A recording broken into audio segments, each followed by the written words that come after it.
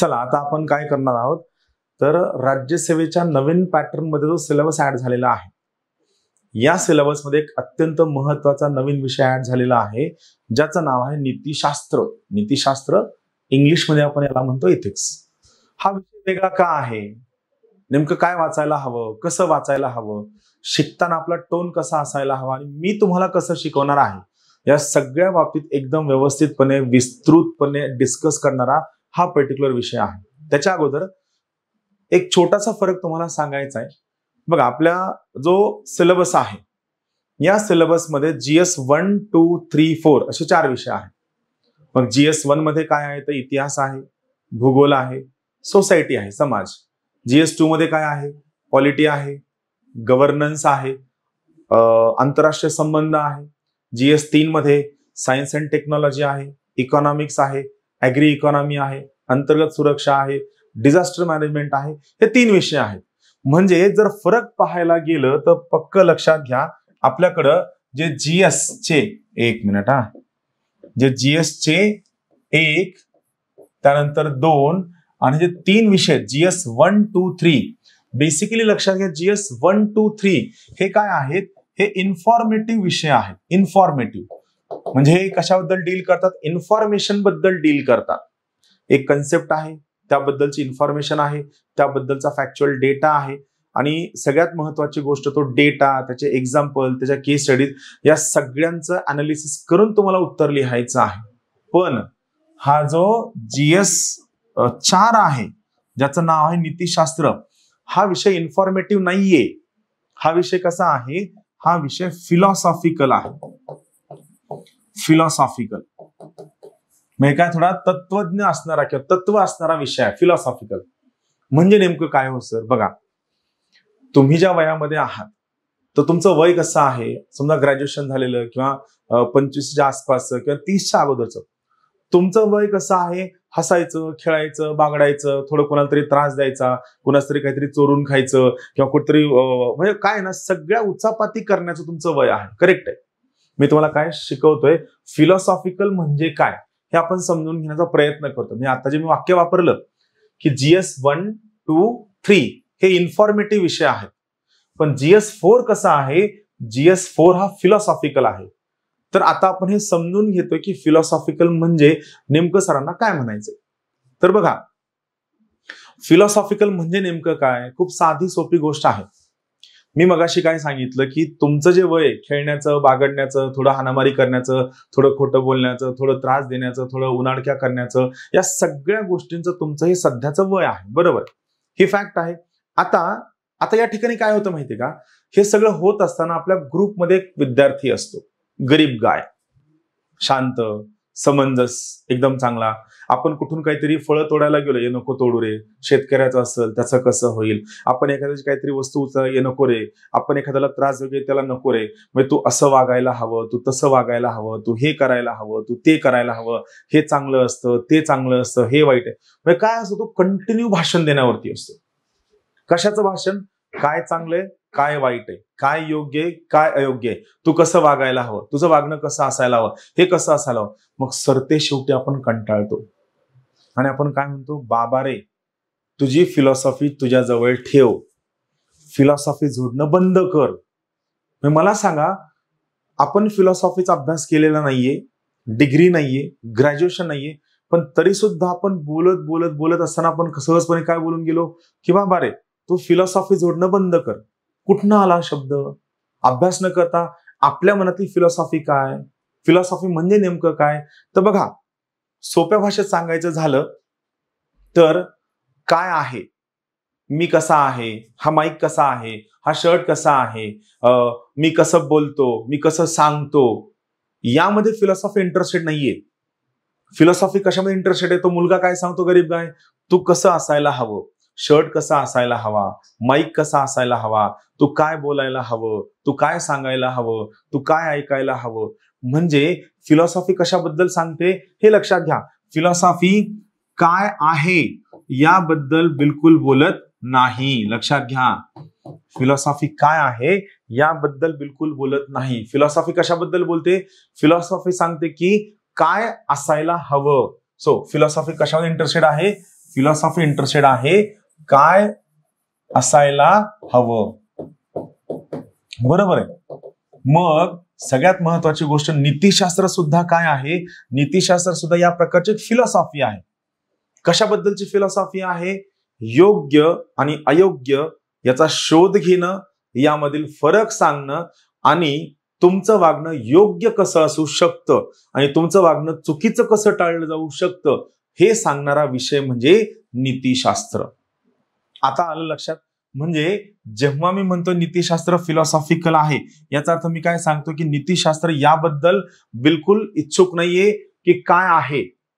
नीतिशास्त्र याबद्दल इच्छुक आहे की काय असायला हवं, काय करायला हवं, कशाने फायदा होऊ शकतो, या सगळ्या गोष्टींबाबत नीतिशास्त्र जास्त इच्छुक आहे, जास्त इंटरेस्टेड आहे. आलं लक्षात. थोडक्यात तुम्हाला लक्षात आलं असेल की नीतिशास्त्र काय सांगतं, काय असायला हवं, कसं असायला हवं, तुम्ही काय करायला हवं, काय बोलायला हवं, काय वागायला हवं, काय असायला हवं. थोडक्यात काय आहे.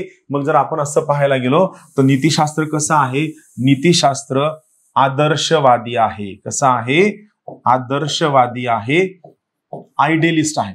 गोष्टी आयडियल कशा असू शकतात, गोष्टी आदर्श कशा असू शकतात याबद्दल डिटेल्ड अनालिसिस आणि डिटेल्ड डिस्कशन करणारा विषय म्हणजे नीतिशास्त्र. तर लक्षात घ्या, याबद्दल डिटेल्ड अनालिसिस करणारा आणि डिटेल्ड डिस्कशन करणारा विषय म्हणजे काय, म्हणजे नीतिशास्त्र. क्लिअर हा मुद्दा. हा इंटरेस्टिंग पॉइंट आहे. आता बघा इथं मला काय सांगायचंय, नीतिशास्त्र हे या ठिकाणी झाल्यानंतर आपण याबद्दल डिस्कस करणार आहोत. आपण अगोदर काय क्लिअर केलं की नीतिशास्त्र कशाबद्दल सांगतं, काय असायला हवं याबद्दल सांगतं. नीतिशास्त्र कसं आहे, आदर्शवादी आहे, गोष्टी आदर्श कशा असू शकतात याबद्दल विचार करणार आहे. पण त्याच्या अगोदर इथे एक महत्वाचा शब्द आहे शास्त्र. शास्त्र म्हणजे काय, सोप्या भाषेत सांगायचं झालं तर शास्त्र म्हणजे वैज्ञानिक पद्धतीने केलेला कोणत्याही गोष्टीचा अभ्यास. सो शास्त्र म्हणजे काय, तर दोन शब्द लक्षात घ्या, वैज्ञानिक पद्धतीने कोणत्याही गोष्टीचा केलेला अभ्यास. बरोबर आहे. वैज्ञानिक पद्धत म्हणजे काय, तर हा पेन आहे, तर हा पेन का आहे, या पेनची उंची किती आहे, याचे ब्रेड किती आहे, कोणत्या कलरचा आहे. जेव्हा आपण या पेनचा सिस्टमॅटिकली वैज्ञानिक पद्धतीने अभ्यास करतो त्याला आपण शास्त्र म्हणायचं. फॉर एक्झाम्पल लोकसंख्या शास्त्र. बरोबर आहे. यामध्ये काय आपण करतो, लोकसंख्येचा डिटेल्ड अभ्यास करतो. बरोबर आहे. कृषी शास्त्र, वनस्पती शास्त्र. बरोबर आहे. सो आपण काय करतो, जेव्हा एखाद्या गोष्टीचा सिस्टमॅटिकली सायंटिफिक सगळ्या अंगांनी डिटेल्ड अभ्यास करतो याला आपण काय शब्द वापरतो, शास्त्र. मग आपण काय चांगलं आहे, काय वाईट आहे, काय चांगलं असायला हवं, काय वाईट टाळायला हवं, या सगळ्यांबद्दलचा आपण जेव्हा एकदम इन डिटेल्ड विस्तृत अभ्यास करतो याला आपण म्हणतो नीतिशास्त्र. मग सगळ्यात मोठा प्रश्न हा पडतो की नीतिशास्त्राची गरज का आहे.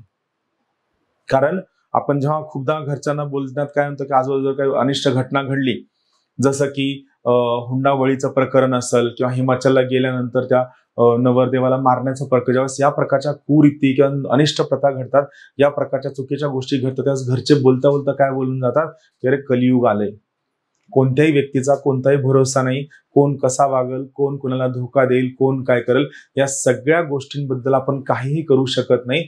कलियुग आलेला आहे. काय आलेला आहे, कलियुग आलेला आहे. मग जर कलियुग आलं असेल तर कुठंतरी उजेड दिसायला हवा. या कलियुगाच्या अंधाराला छेदणारा, या कलियुगाच्या अंधाराला प्रकाशमान करणारा कुठेतरी उजेड दिसायला हवा. मग हा उजेड आणण्यासाठी जी सगळी तत्व, जी श्रद्धा, जी मूल्य, जे नियम, जे रीती, जे रिवाज, जे कायदे, जे संविधान आपण आणण्याचा प्रयत्न करतो, या सगळ्यांचा सांगोपांग विचार म्हणजे नीतिशास्त्र. समाजामध्ये, प्रशासनामध्ये, आंतरराष्ट्रीय संबंधांमध्ये, इतिहासामध्ये, भूगोलामध्ये सगळ्या ठिकाणी ज्या चुकीच्या गोष्टी घडतात त्या चुकीच्या गोष्टी घडणाऱ्या टाळण्यासाठी व त्या ठिकाणी चांगल्या प्रॅक्टिसेस आणण्यासाठी जो अभ्यास आपण आणतो, जो अधिकाऱ्यामध्ये असावा, जो व्यक्तीमध्ये असावा, विद्यार्थ्यामध्ये असावा, राजकारणामध्ये असावा, कायदे मंडळामध्ये असावा, कार्यकारी मंडळामध्ये असावा, प्रत्येक व्यक्ती जो निर्णय प्रक्रियेने समोरच्यांना इन्फ्लुएन्स करू शकतो त्या प्रत्येक ठिकाणचा अभ्यास करण्यासाठी जे शास्त्र आपण वापरतो त्याचं नाव आहे नीतिशास्त्र, ज्याला आपण इंग्लिशमध्ये काय म्हणतो, याला आपण म्हणतो इथिक्स. लक्षात, याला आपण काय, इथिक्स. आता आपण याला एक एक मुद्द्यानं आपण समोर जाऊ. मी एक एक मुद्दा तुम्हाला एक्झाम्पल देऊन सांगेल, तुम्हाला ते क्लिअर होऊन जाईल की नेमकं काय करायचं आहे. तर हे झालं नीतिशास्त्र. आता आपण नीतिशास्त्राला बघ आणखीन एक महत्वाची गोष्ट, आपल्याला डेफिनेशन वाईज नाही जायचंय किंवा विनाकारणच आपल्याला खूप चुकीच्या पद्धतीने अभ्यास नाही करायचा आहे, अभ्यासाचा आव नाही आणायचा आहे. आपल्याला प्रत्येक गोष्ट स्वतःच्या भाषेत समजून घ्यायची आहे. परत एकदा सांगतो, जर तुम्हाला यश मिळवायचं असेल, जर तुम्हाला या पेपरमध्ये चांगले मार्क्स मिळवायचे असतील, तर त्या पर्टिक्युलर केसमध्ये तुम्हाला काय करावं लागणार आहे, तुम्हाला खूप चांगला अभ्यास करताना प्रत्येक गोष्ट स्वतःच्या भाषेत समजावून घ्यावी लागणार आहे. चला मी तुम्हाला सांगतो नीतिशास्त्र काय आहे, एकदम लक्ष देऊन ऐका, खूप महत्वाचा आहे. हा व्हिडिओ 2दा-3दा पहा, कारण तुम्हाला हे कळणं गरजेचं आहे की ज्या पद्धतीने मी विचार करतो या पद्धतीने तुम्ही विचार करायला हवा. जर तुम्ही या पद्धतीने विचार करायला गेलात तर सगळ्यात मोठा फायदा हा आहे की तुम्हाला सगळ्यात चांगले मार्क्स येणार आहे.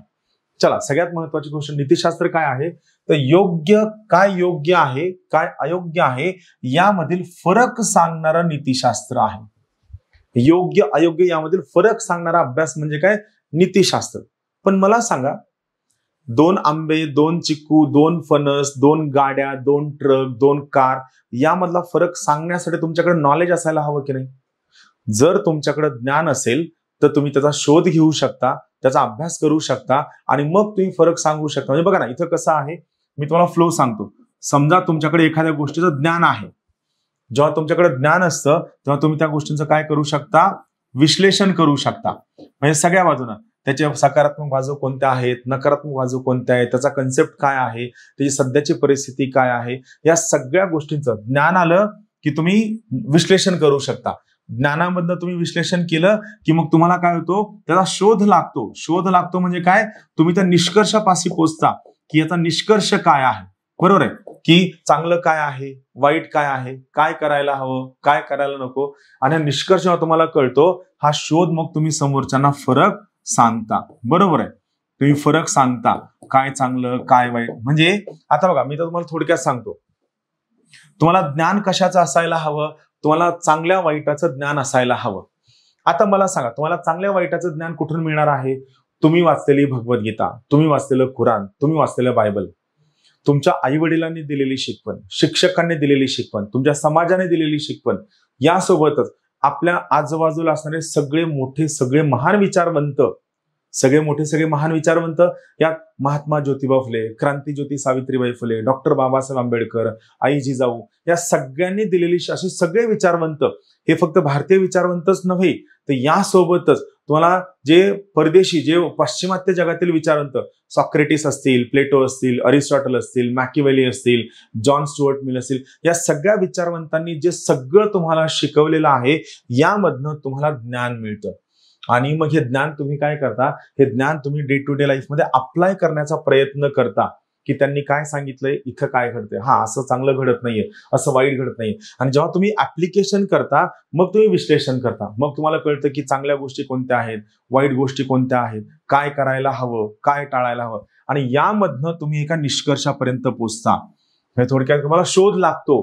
निष्कर्ष करणं म्हणजे काय, शोध लागणं. आणि हा शोध जेव्हा तुम्ही समोर सांगता तर तो नीतिशास्त्र आहे. आलं लक्षात. म्हणजे नीतिशास्त्र काय आहे, योग्य अयोग्य यामधील फरक सांगणारा. पण हा फरक कळण्यासाठी सगळ्यात महत्वाची गोष्ट काय आहे, तुम्हाला त्याचा शोध लागणं गरजेचं आहे. आणि हा शोध तुम्हाला कुठनं लागणार आहे, तुमच्या ज्ञानामधनं हा तुम्हाला शोध लागणार आहे.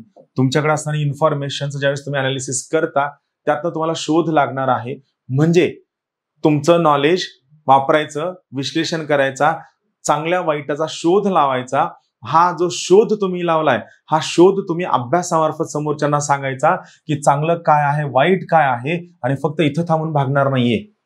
नीतिशास्त्राचा उद्देश फक्त तुम्हाला नॉलेजेबल करणं नाहीये, तर यासोबतच नीतिशास्त्र कळल्यानंतर तुम्ही कोणत्या पद्धतीने चांगलं वागायला हवं आणि कोणतं तुमचं अयोग्य वागणं टाळायला हवं. लक्षात घ्या, तुमचं कोणतं चांगलं वागणं असायला हवं, तुमचं कोणतं अयोग्य वागणं तुम्ही टाळायला हवं, म्हणजे नीतिशास्त्र.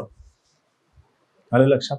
बघा, मी फक्त तुम्हाला हे सांगत नाहीये की काय चांगलं आहे काय वाईट आहे, यातला फरक सांगणं म्हणजे नीतिशास्त्र, बिलकुल नव्हे.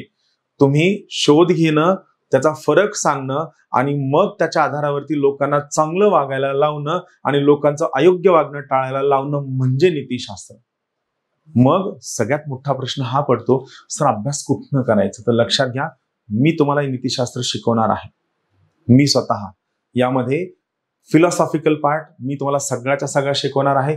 यासोबत याचा ऍप्लिकेशन पार्ट आहे हा वैभव सर घेणार आहेत. पण यासोबतच एक रेकॉर्डेड बॅच जी 100% फक्त मी शिकवलेली आहे, ही रेकॉर्डेड बॅच सुद्धा तुम्हाला या कोर्समध्ये फ्री ऑफ कॉस्ट मिळणार आहे. म्हणजे फायदा काय होईल, मी सगळं शिकवलेला सोबत जे लाईव्ह मी तुम्हाला शिकवते तुम्हाला मिळणार आहे, सोबत वैभव सर जे तुम्हाला शिकवणार ते सुद्धा तुम्हाला मिळणार आहे. आणि यासोबत ज्या सगळ्या केस स्टडीज आहेत, लक्षात घ्या तुमचा जो इथिक्सचा पेपर आहे 250 मार्कांचा, यामध्ये 2 डिव्हिजन आहेत. 125 मार्कांचं काय असतं, सगळे थिअरॉटिकल प्रश्न असतात सिलेबसवर आधारित असणारे, आणि 125 मार्कांची फक्त केस स्टडी असते. तर या सगळ्या ज्या केस स्टडीज आहेत, या सगळ्या केस स्टडीज आमच्या 10 ते 12 फॅकल्टीज तुम्हाला शिकवणार आहेत. तुम्हाला प्रश्न पडला असेल, सर 10 ते 12 फॅकल्टीज का, असं काय घडलंय? तर लक्षात घ्या, केस स्टडीज या कधीही फक्त एकाच घटकाच्या, एकाच सेक्शनच्या, एकाच क्षेत्राच्या नसतात. केस स्टडीज काय असतात, केस स्टडीज या खूप सगळ्या ठिकाणच्या असतात, बरोबर आहे. केस स्टडीज कधी राजकारणातल्या असतात, कधी एंटरटेनमेंट इंडस्ट्रीमधल्या असतात, सायन्स अँड टेक्नॉलॉजी मधल्या असतात, शेती कारणामधल्या असतात, कधी घरगुती असतात. मग त्या पर्टिक्युलर ठिकाणी तुमच्या उत्तराचा काय पर्स्पेक्टिव्ह असायला हवा, हा पर्स्पेक्टिव्ह सांगायला लावणारी गोष्ट म्हणजे काय, तर ती गोष्ट असते केस स्टडी. सो तुम्हाला 10 ते 12 लोकांचे पर्स्पेक्टिव्ह, जो तो व्यक्ती मनमानी पद्धतीने नाही सांगणार आहे, त्या सगळ्या पर्स्पेक्टिव्हला आम्ही इथं बसणार, आम्ही सगळे लोक मॉडरेट करणार आणि मग तुमच्यापर्यंत ती केस स्टडी आणणार की तुम्ही याला कोणत्या पद्धतीने अभ्यास करायला हवा हे आम्ही तुम्हाला या ठिकाणी सांगणार आहोत. राहील लक्षात? तर लक्षात घ्या, या पद्धतीने आपण जाणार आहोत. सगळ्यात महत्वाची गोष्ट, सर पुस्तकं काय वाचायला, मी तिकडे येणार आहे, पण त्याच्या अगोदर मला सांगा, तुम्हाला नीतिशास्त्र म्हणजे कळलं? नीतिशास्त्र म्हणजे अभ्यास. कशाचा अभ्यास? चांगल्या वाईटाचा शोध लावणारा, चांगल्या वाईटाचा फरक सांगणारा, आणि सगळ्यात महत्वाची गोष्ट, चांगल्या वाईटाचा फरक सांगितल्यानंतर तुम्हाला चांगल्या पद्धतीने वागायला लावणारा आणि चुकीच्या गोष्टी तुमच्यामधल्या टाळायला लावणारा काय आहे, नीतिशास्त्र आहे. चला आपण पुढे चलूया. नीतिशास्त्राबद्दल काही महत्वाच्या गोष्टी आहेत. सगळ्यात पहिली महत्वाची गोष्ट लक्षात घ्या, तुमच्या सगळ्या जनरल स्टडीजच्या सिलेबस मधला नीतिशास्त्र हा सगळ्यात सोपा विषय आहे. सगळ्यात सोपा विषय आहे, हो. पण आपल्याला कोणीतरी सांगितले की जर एखादी गोष्ट सोपी असेल त्याची क्वालिटी नसते. मग आपण काय म्हणतो, सर तुमचं पुस्तक किती सोपं आहे हो, मला हे पुस्तक नको वाचायला, तुम्ही मला काय करा, एखादं अवघड पुस्तक द्या. बघा काय झालं, 2013ला ज्यावेळेस इथिक्स आलं त्यावेळेस लेक्सिकन नावाचं एक पुस्तक होतं बघा. त्यावेळी इथिक्ससाठी काही लिहिलं गेलं नव्हतं, आणि त्यावेळेस जी सगळी लोक तयारी करायला आली त्या सगळ्या लोकांनी काय केलं, लेक्सिकनचं पुस्तक वाचलं. लेक्सिकन फॉरेन ऑथरचं पुस्तक आहे, अत्यंत अवघड आहे, अत्यंत किचकट आहे, समजायला खूप अवघड आहे. पण काय झालं, जी सगळी लोक नॉर्मली पास होतात ते IIT आणि IIM ची लोक असतात. त्यांचा अभ्यास चांगला असतो, अभ्यासाची पकड चांगली असते, कन्सेप्च्युअल क्लॅरिटी चांगली असते, त्यांची वोकॅब्युलरी चांगली असते. त्यामुळे काय होतं, त्या लोकांना कोणतंही पुस्तक द्या ते चांगलं वाचून काढतात आणि मग ते सांगतात की तू रेफरन्स मटेरियल नको वाचू, या क्लासच्या नोट्स नको वाचू, महेश शिंदे सरांच्या नोट्स नको वाचू, हे एकच पुस्तकात चांगले. पण तो भाग त्याने स्वतःच्या पद्धतीने सांगितलाय. तो IIT IIM मध्ये, चांगल्या इंजिनिअरिंग कॉलेजमध्ये, चांगल्या MBBS कॉलेजमध्ये, BMS कॉलेजमध्ये तयारी करणारा विद्यार्थी हा, त्याने त्याच्या 8वी पासून IIT JEE चे क्लास केलेले असतात. त्याच्या अभ्यासावरची पकड खूप चांगली असते, त्याची अंडरस्टँडिंग खूप चांगली असते. सो स्वतःच्या पद्धतीनं सांगतो, जे आपल्याला झेपणारं नसतं आणि आपण त्याला फॉलो करायला जातो. पण त्याला फॉलो करताना आपण हे विसरून जातो की त्याच्या अभ्यासामध्ये त्याची अंडरस्टँडिंग खूप चांगली आहे. त्याने वयाच्या 6वी पासून किंवा शाळेच्या 6वी पासून कंटिन्यू अभ्यास केलेला आहे. आलं लक्षात? म्हणून मी तुम्हाला इथं सांगतो, इथिक्ससाठी काय वाचायचं, काहीही वाचायचं नाही. मी ज्या क्लास नोट्स या ठिकाणी देईल तेवढ्या क्लास नोट्सच या ठिकाणी वाचायचं. हा, तुम्हाला बाहेरचा काही घेऊन जर स्वतःचा अभ्यास अवघड करायचा असेल तर ती तुमची चॉईस आहे. पण मी आता या मोमेंटला तुम्हाला सांगतो की ज्या क्लास नोट्स आहेत, या क्लास नोट्सच्या व्यतिरिक्त तुम्ही इथिक्स साठी काहीही वाचायचं नाही. फक्त आणि फक्त क्लास नोट्स वाचायच्या. यासोबत जी माझी रेकॉर्डेड बॅच तुम्हाला मिळणार आहे, ही रेकॉर्डेड बॅच तुम्ही काय करायचं, आपण नाही का त्या ओशोचे भाषण ऐकतो किंवा एखादा इंटरव्ह्यू ऐकतो किंवा फिलॉसॉफिकल ऐकतो, रात को शांत नींद कैसे आहे, तर त्या टाईपचं ही रेकॉर्डेड बॅच एकदम मस्त मौला मनमौजी पद्धतीनं एकदम फिलॉसॉफिकली निवांत ऐकायची. पहिल्यांदा ही बॅच फक्त निवांत ऐकून घ्यायची, काहीही समजून घेण्याचा प्रयत्न करायचा नाही. पाठ करण्याचा प्रयत्न करायचा नाही, लक्षात ठेवण्याचा प्रयत्न करायचा नाही, एकदम फ्री फ्लोनं जसं तुम्ही साऊथ इंडियन पिक्चर बघता ना, त्या साऊथ इंडियन पिक्चर सारखी काय करायची, ही रेकॉर्डेड बॅच तुम्ही या ठिकाणी वाचायला घ्यायची. तर हा विषय सोपा आहे. पण ज्या लोकांना सोपा विषय नकोय, ज्या लोकांना अत्यंत विनाकारण हार्डवर्क करायचंय, त्यांच्यासाठी ऑल दी बेस्ट. अदरवाईज मी तुम्हाला सांगेल, मार्केटमधलं कोणतंही पुस्तक विकत घेऊ नका. ऑलरेडी ज्ञानदीपचं इथिक्सचं पुस्तक आहे, ते पण पुस्तक सुरुवातीला वाचण्याची आवश्यकता नाही. जेव्हा मी शिकवायला सुरू करेल तेव्हा ते पुस्तकाचं रेफरन्स मटेरियल वाचायला घ्या. सध्या या मोमेंटला ते पुस्तक वाचायला घेण्याची आवश्यकता नाही. ज्या क्लास नोट्स आहेत त्या क्लास नोट्स बेस ठेवायचा आणि त्याच्या आधारावरती तुमचं पुढचं प्रिपरेशन करायचं राहील. महत्वाचा मुद्दा लक्षात. चलो दुसरं, हा जो विषय सगळ्यात जास्त स्कोरिंग आहे आणि सगळ्यात कमी सिलेबस असणारा, लक्षात घ्या, तुम्हाला बाकी प्रत्येक विषयाला 1-1, 2-2, 3-3 सेक्शन्स आहेत. त्या 2-2, 3-3 सेक्शनसाठी प्रत्येक सेक्शनला सेपरेट पुस्तक वाचावं लागतं, जे या ठिकाणी गरजेचं नाहीये. म्हणून हा विषय सगळ्यात जास्त स्कोरिंग आहे, सगळ्यात कमी सिलेबस असणारा आहे.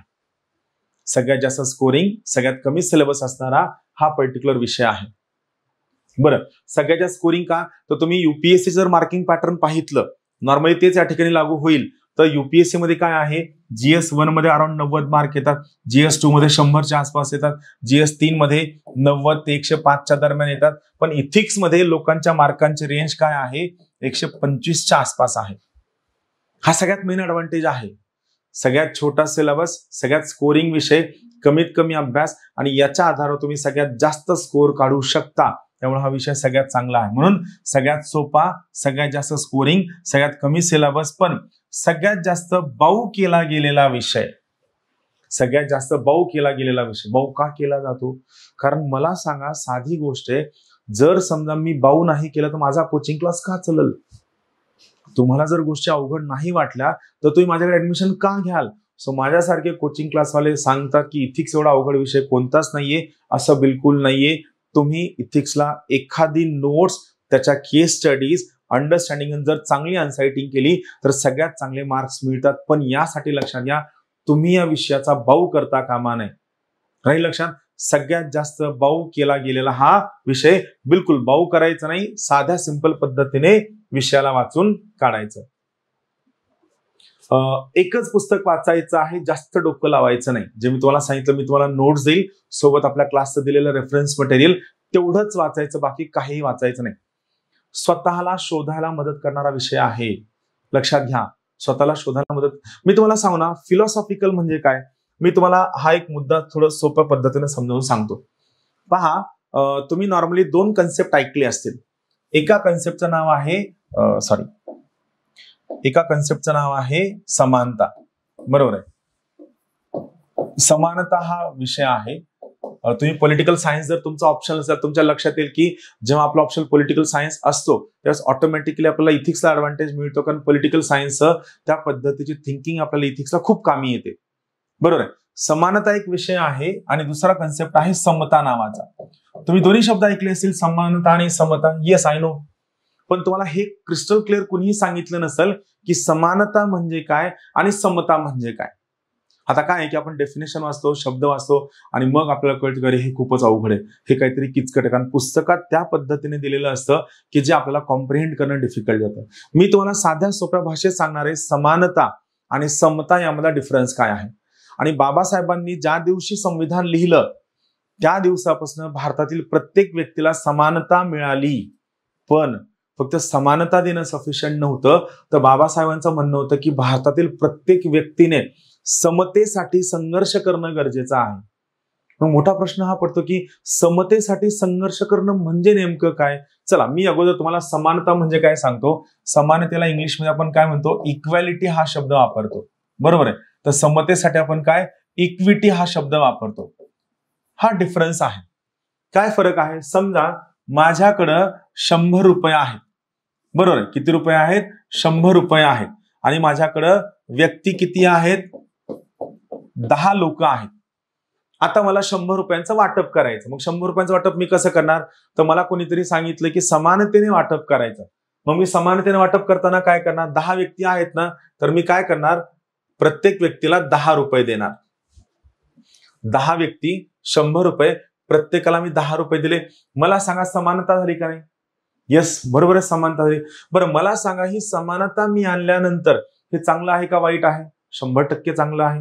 यू आर हॅपी, करेक्ट आहे की सर प्रत्येकाला समान पद्धतीने 10-10 रुपये मिळाले, परफेक्ट आहे. संविधानाचा हाच उद्देश आहे. पण आपण एक पाऊल पुढे जाऊया. जे नीतिशास्त्र सांगतं, इथिक्स सांगतं. समजा आता हे जे 10 व्यक्ती आहेत, 10 व्यक्तींपैकी 5 व्यक्ती दारिद्र्य रेषेखालील आहेत आणि 5 व्यक्ती करोडपती आहेत, ज्यामध्ये कुणालाही या 10 रुपयाशी घेणं देणं नाहीये. त्यांच्याकडे करोडोने पैसा आहे आणि 5 व्यक्ती दारिद्र्य रेषेखाली आहेत. मग मला सांगा, मी पैसे वाटप करत असताना करोडपती व्यक्तीला 10 रुपये दिले, त्याला काहीतरी फायदा करत नाही, तो ठीक आहे देऊन टाका, फेकून द्या, टाकून द्या. आलं लक्षात? मग ही जी समानता आहे, समानतेचं एक पाऊल पुढचं काय की मग मी काय करतो, हे जे 100 रुपये आहेत, हे 100 रुपये प्रत्येकाला 10 रुपये न देता मी काय करतो, दारिद्र्य रेषेखालील जे व्यक्ती आहेत, 5 व्यक्ती, बरोबर आहे, त्या प्रत्येकाला मी काय करतो, 20 रुपये देतो. प्रत्येकाला 20 रुपये. आणि हे जे श्रीमंत 5 लोक आहेत, यांना मी किती रुपये देतो? यांना मी देतो 0 रुपये. म्हणजे जी लोक गरजू आहेत त्यांना संसाधनं मिळवून देणं आणि जी लोक गरजू नाहीयेत त्यांना गोष्टी न मिळवून देणं, याला आपण काय म्हणतो, समता म्हणतो. कारण ही लोक गरजू आहेत, याला समता म्हणायचं. आता हे झालं समानता समतेमधील साधं उदाहरण. तुम्ही खूपदा जर इंटरनेटवर टाकलं difference between equity and equality, तर तुम्हाला खूप छान आणि इंटरेस्टिंग फोटो दिसेल बघा. मी तो फोटो काढण्याचा प्रयत्न करतो. काय आहे, या प्रकारचं एक स्टेडियम आहे, या बाजूला फुटबॉलची मॅच सुरू आहे आणि काय आहे, 3 लोक फुटबॉल बघत आहेत. त्यापैकी एक व्यक्ती जो आहे, हा व्यक्ती अत्यंत उंच आहे, त्याला कोणत्याही सपोर्टची गरज नाही, बरोबर आहे, त्याला कोणत्याही सपोर्टची गरज नाही, तो उंच आहे. हा व्यक्ती कोण झाला? आपल्या समाजामधील उच्चभ्रू अत्यंत श्रीमंत व्यक्ती झाला, ज्याला सरकारकडनं कोणतीही मदत नाही मिळाली तरी त्याला काहीही अडचण येणार नाही, तो त्याच्या पद्धतीने जगणार आहे, बरोबर. पण एक दुसरा व्यक्ती आहे, ज्याला फुटबॉलची मॅच पाहायची आहे, पण त्याची उंची कमी आहे. मग सरकार काय करतं, सरकार त्याला एवढी उंचीचा प्लॅटफॉर्म बनवून देतं आणि मग तो व्यक्ती या ठिकाणी काय करू शकतो, फुटबॉलचा मॅच बघू शकतो. सरकारनं त्याला एवढा मोठा सपोर्ट दिला, म्हणजे सरकारने याला सपोर्ट दिला की याला गरज नाहीये ना, हा श्रीमंत आहे, उच्चभ्रू आहे, उच्च विद्या शिक्षित आहे, कुठेही नोकरी मिळू शकतो, पण याला गरज आहे कारण हा स्वतःच्या गोष्टीनं काही करू शकत नाही. का? ऐतिहासिक, भौगोलिक जी काही कारणं असतील ते. सो सरकारनं हा याला इथपर्यंत पाठिंबा दिला. आणि तिसरा व्यक्ती जो अत्यंत गरीब आहे, वंचित घटक आहे, दुर्लक्षित घटक आहे, ज्याच्याकडे ना संसाधन आहेत, ना स्किल आहे, ना शिक्षण आहे, इव्हन असं पण होऊ शकतं तो दिव्यांग व्यक्ती आहे, सगळ्या अडचणीत आहेत, जिओग्राफीचा डिफिकल्ट टेरेन आहे, कुठेतरी दूर दराज डोंगरांमध्ये राहतो. मग त्याच्यासाठी सरकार काय करतं, सरकार त्याची समजा उंची फक्त खूपच कमी आहे, मग सरकार त्याला काय करतं, सगळ्याच्या सगळा सपोर्ट देतं. सरकार त्याला सगळा सपोर्ट देतं, बरोबर आहे. सरकार त्याला काय करतं, आपण. सो ही झाली समता. समता म्हणजे काय, जी लोक समान आहेत त्यांना समान वागविणं, असमान परिस्थितीमध्ये असणाऱ्या लोकांना असमानतेने वागवणं. याची उंची जास्त आहे सो याला सपोर्ट नाहीये, याची उंची मिड आहे याला एवढा सपोर्ट मिळतोय, याची उंची खूपच कमी याला सगळ्यात जास्त सपोर्ट मिळतोय, याला म्हणायचं समता. लक्षात घ्या, ही झाली समता. याला आपण इक्विटी म्हणतो. बाबासाहेबांनी म्हणलं होतं की या देशामध्ये समता आणण्यासाठी संघर्ष करणं गरजेचं आहे. सो हा संघर्ष संविधानिक पद्धतीने संविधानाच्या मार्फत व्हायला हवा की जेणेकरून सरते शेवटी या संविधानासमोर सगळ्या लोकांना समानता मिळेल. समतेसाठी संघर्ष जर केला तर संविधानासमोर सर्वांना समानता मिळेल हे या ठिकाणी सांगतं. आणि मग हे आपण कसं करू शकतो, हे आपण नीतिशास्त्राच्या मार्फत करू शकतो. कशाच्या मार्फत? नीतिशास्त्र. हे तुम्हाला सांगतो. मला सांगा, हे सांगताना मी एकदम सोप्या भाषेत सांगितलं का नाही? याला म्हणायचं इंटरनलायझेशन. इथं मी एखाद्या विचारवंताचं नाव, थिंकरचं नाव, कन्सेप्ट केव्हा दिला, कुणी दिला, किती वेळा दिला, त्यात कुणी रिफाइनमेंट केली, काय डेफिनेशन होती, बिलकुल नाही. सो इथिक्स मध्ये महत्वाचं काय आहे, नीतिशास्त्रामध्ये तुम्हाला प्रत्येक कन्सेप्ट काय करायचा आहे, स्वतःच्या भाषेमध्ये समजावून घ्यायचा आहे. मला सांगा, तुम्ही आतापर्यंत समानता आणि समता हा विषय फक्त पुस्तकात ऐकलं असेल, आज कन्सेप्ट कळल्यानंतर तुम्हाला ही फिलिंग आहे का नाही की तुम्हाला स्वतःला खूप चांगले चांगले कन्सेप्ट कळतायत, तुमच्या स्वतःमध्ये मूल्यवर्धन होतंय, तुमच्या स्वतःमध्ये एनरिचमेंट होतंय, हा ऍडव्हान्टेज तुम्हाला आहे की नाही? येस, एक्झॅक्टली, हा ऍडव्हान्टेज तुम्हाला या ठिकाणी मिळणार आहे. म्हणून लक्षात घ्या, स्वतःला शोधायला आणि स्वतःचं मूल्यवर्धन करायला हा विषय सगळ्यात जास्त महत्वाचा आहे, जो मी तुम्हाला शिकवणार आहे. काळजी नाही करायची, सोप्या भाषेत, घाई नाही, टार्गेट नाही. आणि जेवढे काही लेक्चर मी टाकल ना, या लेक्चरला घेताना कोणते पुस्तक वही पेन घेऊन बसायचं नाही. एकदम निवांत साऊथ इंडियन पिक्चर बघायला बसल्यासारखं एकदम आपल्या फ्री फ्लोनं हा कन्सेप्ट समजून घेण्याचा प्रयत्न करायचा. राईट, चला आता महत्वाचं, जे मगाशी मी तुम्हाला सांगितलं, तर नीतिशास्त्र करण्यासाठी काय गरजेचं, तर आपल्याला फिलॉसॉफी करणं गरजेचं आहे. आणि फिलॉसॉफी कशाबद्दल असते, तर आपल्या अंडरस्टँडिंगनुसार फिलॉसॉफी कशाबद्दल आहे, फिलॉसॉफीला किंवा तत्वज्ञानाला आपल्या अवतीभोवती काय आहे यामध्ये बिलकुल इंटरेस्ट नसतो. फिलॉसॉफीला मेन इंटरेस्ट कशामध्ये असतो, काय असायला हवं, थोडक्यात काय काय आदर्श असू शकतं यामध्ये फिलॉसॉफीला जास्त इंटरेस्ट आहे.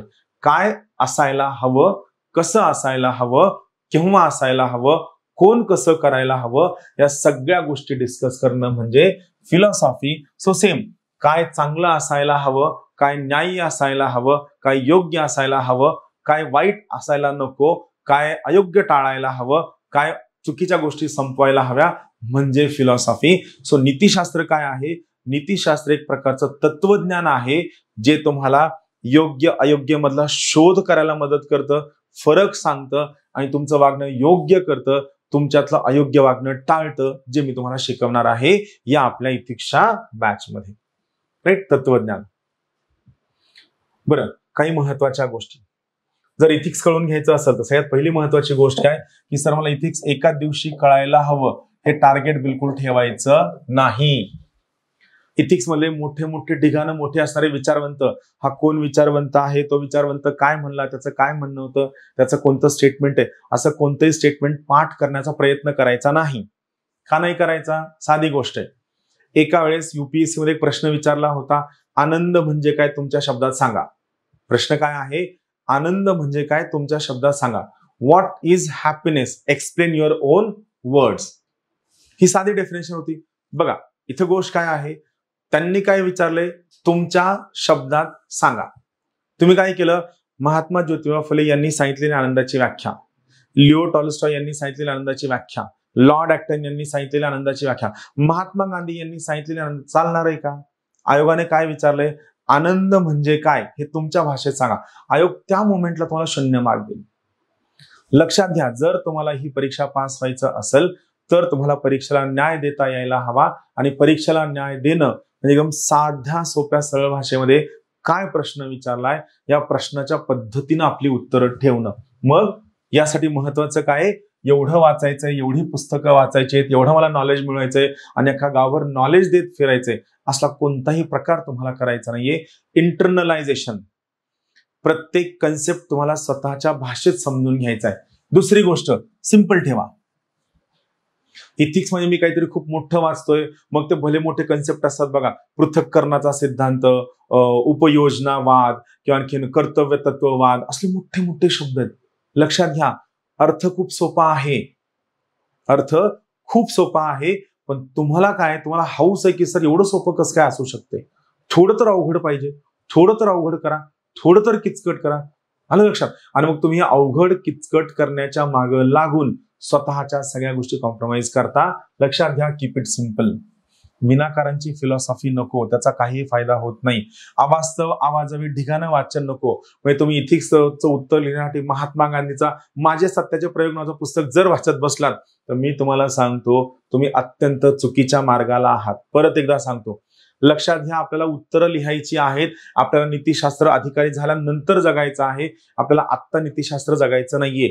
आणि आणखीन एक महत्वाची गोष्ट, तुम्हाला शिकवणाऱ्या शिक्षकांमध्ये खूप सगळी लोक सांगतात की जोपर्यंत तुम्ही नीतिशास्त्र स्वतः जगत नाही तोपर्यंत तुम्ही उत्तर चांगलं लिहू शकत नाही. हे जगातलं सगळ्यात खोटं वाक्य आहे. तुम्ही नीतिशास्त्र जगण्याचा आणि नीतिशास्त्र लिहिण्याचा अर्थार्थी काहीही संबंध नाही. बी प्रॅक्टिकल, बी प्रोफेशनल. नीतिशास्त्र जगण्याच्या अगोदर काय प्रश्न विचारलाय, कसा प्रश्न विचारलाय, यात काय उत्तर लिहू शकतो, काय उत्तर मांडायला हवं, एवढा विचार करा. प्रत्येक कन्सेप्ट स्वतःच्या भाषेत समजून घ्या. मी तुम्हाला सांगतो खूप चांगले मार्क्स पडतील. आपण स्पर्धा परीक्षा करताना नीतिशास्त्र जगण्यासाठी आलेलो नाहीयेत. आपण इथिक्स नावाच्या पेपरमध्ये 145+ मार्क्स स्कोर करून राज्यात आणि UPSC मध्ये टॉपर होण्यासाठी आलेलो आहोत. म्हणून नीतिशास्त्र जगण्यापेक्षा नीतिशास्त्रात काय चांगलं उत्तर लिहू शकतो आपलं मेन टार्गेट असायला हवं. सो अवास्तव वाचन नको, फिलॉसॉफर होण्याचा प्रयत्न करायचा नाही आणि विनाकारण आव नाही आणायचा. हा विचारवंत काय म्हणला, जॉन स्टुअर्ट मिल काय म्हणला, आणखीन काय लेनिन काय म्हणला, स्टालिन काय म्हणला, मार्क्स काय म्हणत होतो. तुमच्या आजूबाजूला खूप सगळे ढिगाणं लोक आहेत, फिलॉसॉफर आहेत, काहीही सांगत बसतात आणि यू आर लाईक हा त्याला किती नॉलेज आहे. मग तुम्ही इगोवर घेता, त्याला एवढं नॉलेज आहे, मला कसं काय नाही. मग आपण सिलेबस बाजूला ठेवतो, अवांतर वाचायला सुरू करतो आणि म्हणतो सर यावेळेस मी काय ना सिलेबस वाचला नाही, फक्त अवांतर वाचन केला, यावेळेस अटेम्प्ट मी स्किप करतो, पुढच्या वर्षीच अटेम्प्ट मी देतो. नाही, बिलकुल असला काहीही प्रकार आपल्याला करायचा नाहीये. आपल्याला आपला 100% फोकस, 1001% फोकस फक्त आणि फक्त आणि फक्त आपल्या दिलेल्या मी शिकवलेल्या लेक्चर्स आणि क्लास नोट्सवर ठेवायचा आहे. आपल्याला फिलॉसॉफर व्हायचं नाहीये, आव आणायचं नाहीये. आपल्याला काय हवेत, आपल्याला खूप चांगले मार्क्स हवे आहेत. आता या ठिकाणी मी एक शब्द वापरल्यावर तुम्ही बघितलं असेल, शब्द काय आहे, शब्द आहे इंटरनलायझेशन. म्हणजे काय तर लक्षात घ्या, सगळ्या सिव्हिल सर्व्हिसेसच्या प्रिपरेशन मध्ये इंटरनलायझेशन असणं गरजेचं आहे. पण त्याच्या पलीकडे सगळ्यात महत्वाचं कुठं गरजेचं आहे, हे महत्वाचं गरजेचं आहे तुमच्या इथिक्सच्या पेपरमध्ये. इंटरनलायझेशन म्हणजे काय, प्रत्येक कन्सेप्ट स्वतःच्या भाषेमध्ये समजावून घेणे. प्रत्येक कन्सेप्ट काय करणं, स्वतःच्या भाषेमध्ये समजावून घेणं म्हणजे इंटरनलायझेशन. मी 2-3 कन्सेप्ट या ठिकाणी घेतले, तुम्हाला ते कळेल. खूपदा काय होतं की आपण वर्तमानपत्र वाचताना हे सगळे शब्द आपल्या समोर येतात. बघा या ठिकाणी शब्द मूर्त आहे, अमूर्त आहे, तार्किक आहे, अतर्क्य आहे, अनुभवजन्य आहे, आदर्शजन्य आहे. हे सगळे शब्द आपल्याला ऐकायला खूप जड वाटतात. का जड वाटतात, का मी याच्याबद्दल आपण जेव्हा पुस्तकात किंवा कुठं वाचायला जातो ना, ती भाषा एवढी किचकट असते ना की आपल्याला वाटतं अरे आपण काहीतरी वेगळ्याच ग्रहावरती आलोय. कारण आपल्याला तर फक्त बोली भाषेची सवय आहे किंवा आपल्या ग्रॅज्युएशनच्या टेक्निकल भाषेची सवय आहे, पण या प्रकारच्या फिलॉसॉफिकल शब्दांची आपल्याला सवयच नाहीये. बघा मी तुम्हाला सोप्या भाषेत सांगतो. सगळ्यात अगोदर आपण समजून घ्या, मी तुम्हाला हे समजून सांगण्याचा प्रयत्न करतो की इंटरनलायझेशन म्हणजे काय. तर प्रत्येक संकल्पना स्वतःच्या भाषेत समजावून घेणं म्हणजे इंटरनलायझेशन. सगळ्यात पहिला शब्द आपण समजून घ्या, मूर्त म्हणजे काय. बघा पहिला शब्द काय आहे, मूर्त म्हणजे काय. मूर्त म्हणजे काय तर प्रत्येक अशी गोष्ट जी तुम्हाला तुमच्या नजरेसमोर दिसते, ज्याला तुम्ही टच करू शकता, ज्याला तुम्ही बघू शकता, ज्याला तुम्ही अनुभवू शकता. अनुभवणं ठीक, अनुभवणं शब्दावरून बाजूला काढूया, फील करणं बाजूला काढूया. प्रत्येक तुमच्या समोरची गोष्ट जी तुम्ही बघू शकता, ज्याला टच करू शकाल, मूर्त म्हणायचं. ही पाण्याची बॉटल काय आहे, मूर्त आहे. का, आणि तुम्हाला दिसतीये, मूर्त बरोबर आहे. टँजिबल, फिजिकल, भौतिक म्हणजे आपल्या आजूबाजूची प्रत्येक भौतिक गोष्ट जी तुम्हाला दिसतीये, ज्याला तुम्ही हात लावू शकता, ही काय मूर्त आहे. ही बॉटल मूर्त आहे, हे आय कार्ड माझ्या हातातलं मूर्त आहे, किंवा हा जो रिमोट आहे हा रिमोट सुद्धा मूर्त आहे.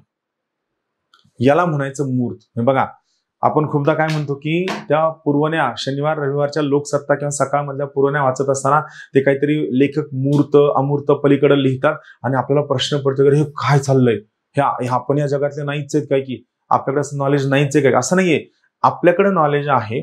पण आपण काय केलंय की आपण नॉलेज घेताना एवढ्या घाईघाईत घेतलंय की आपण नॉलेजची फक्त इन्फॉर्मेशन आपल्या ब्रेनमध्ये स्टोअर करून ठेवली आहे. आपण त्या इन्फॉर्मेशनवर कधी प्रोसेसिंगच केलेली नाहीये. का, कारण आपल्याला घाई होती. कशाची घाई होती देव जाणो, पण घाई होती एवढं मात्र निश्चित आहे. आणि त्या घाईमुळे आपण काय केलेलं आहे, प्रत्येक गोष्टीला या ठिकाणी कॉम्प्रोमाइज केलेला आहे.